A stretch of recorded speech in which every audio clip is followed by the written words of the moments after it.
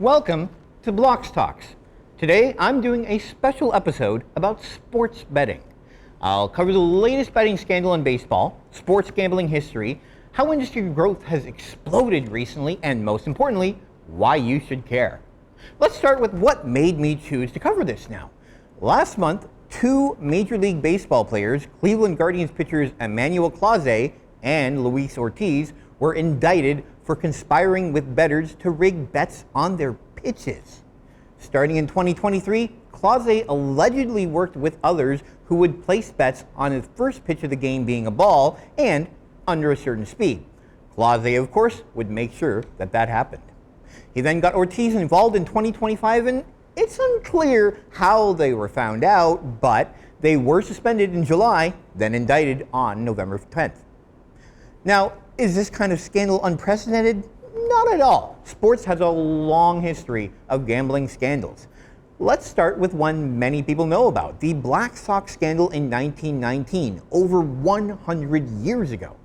8 members of the Chicago White Sox were accused of getting paid to intentionally lose the World Series. They were all banned, and the incident led to widespread changes in MLB leadership, including the appointment of a league commissioner. Then there's Pete Rose, a star player and manager who got banned from the league in 1989 after evidence was found that he was betting on games. Going into the 21st century, there was Operation Slapshot, a police investigation that uncovered an illegal nationwide gambling ring involving Rick Tocchet, former NHL player and, at the time, assistant coach for the Phoenix Coyotes, and Janet Jones, wife of NHL superstar Wayne Gretzky. Finally, a year later, an FBI investigation found NBA referee Tim Donaghy was not only betting on games he was involved in, but also making calls that would affect whether he would win the bets that he made. So, as you can tell, sports betting scandals aren't new. But what is new is the relationship between betting companies and the leagues themselves. Not so long ago, a Super Bowl in Las Vegas would have been unthinkable. Pro sports avoided anything to do with gambling. As recently as 2015, the NFL made a fantasy sports convention off limits for players because it was held next to a Las Vegas casino. But tonight, the Super Bowl is being played within sight of the Vegas Strip. Not only that, pro sports leagues and individual teams rake in millions of dollars a year in partnership and ad revenue from sports betting companies like DraftKings and FanDuel. So, what happened? Well, in 2018, the U.S. Supreme Court overturned a 1992 federal law that banned sports gambling in most states. This allowed states to create sports betting regulations and led to the massive investment in betting companies who were ready to take advantage of a new legal market. And take advantage they did. Looking to stake their claim as a major player, betting companies looked for every opportunity to get their name out there. Ironically enough, the leagues themselves became their biggest sponsors.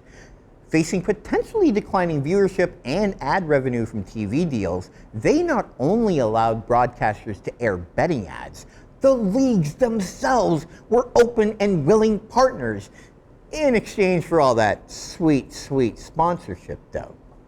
And what that's led to is sports betting ads everywhere.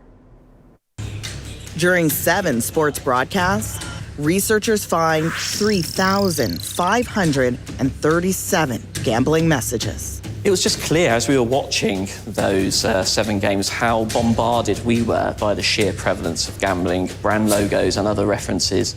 It feels like it's inescapable. Inescapable is exactly the right word.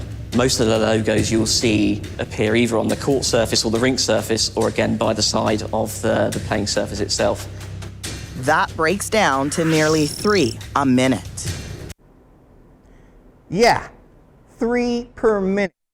Think about it. You're trying to just enjoy the game, but unconsciously you're getting bombarded by gambling ads 3 times every minute.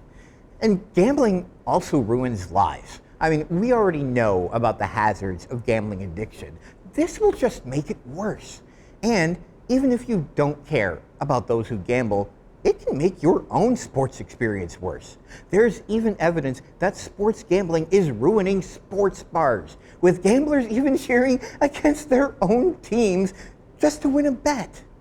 Now, what are the leagues doing about it? Well, going back to last month's scandal, the MLB responded by limiting how much you can bet on pitches. Congrats, baseball. Job well done. That'll solve the problem. Luckily, there's a push for federal regulation both in the US and Canada.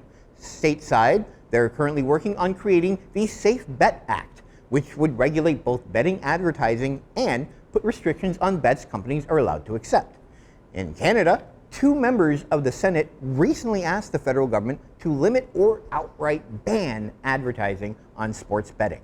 And we need to continue pushing for that to happen because, otherwise, things are just going to get worse.